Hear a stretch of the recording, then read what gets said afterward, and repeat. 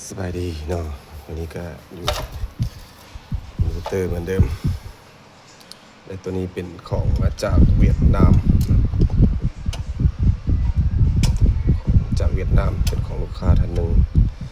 ที่ฝากมาแปลงมาจากต่างแขวงเครื่องทำงานตอนนี้เป็นเครื่องดูเป็นของเวียดไม่เป็นเวียดนาม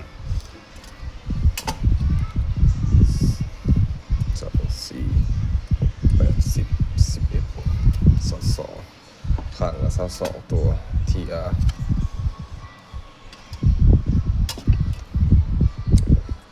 เครื่องมาทำงานตอนนี้กำลังกดเซ็กเป็น TR ว่าวัดเป็น TR ซอดติดปลดออกมากดทีละตัวตัวนี้เป็นมาแปลง2 ลูกเป็นใหญ่พอสมควรมาแปลง2 ลูก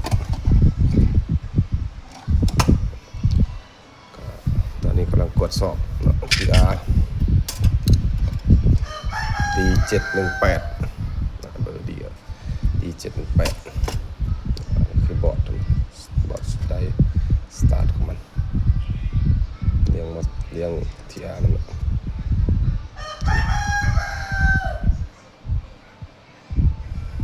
มีตัวกระตุกตัวนี้เขาเห็นนะมีโลไฮ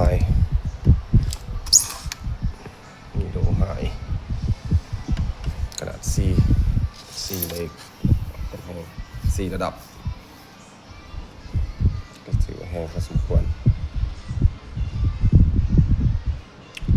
เป็นบอร์ดสุดใด TR มัน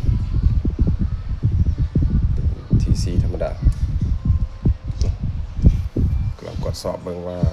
TR จะสอบกี่ตัวตอนนี้ปลดแผงออกมากดวัดพบแล้วเนาะเห็นมันแล้วเนาะตายไปแล้วนี่นะเรามีเสร็จไปแล้ว3-4 ตัวแผงจะหลายกว่าพอกดวัดแผงนี้จะหนักพอสมควร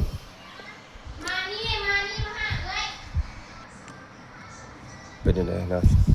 กดสอบเราจะมาทดลองกันเบิ่งในคลิปหน้าเนาะอันนี้ขอกดสอบไปก่อนนะเป็นยังไงจะมาทดลองให้เบิ่งอีกทีขอบใจ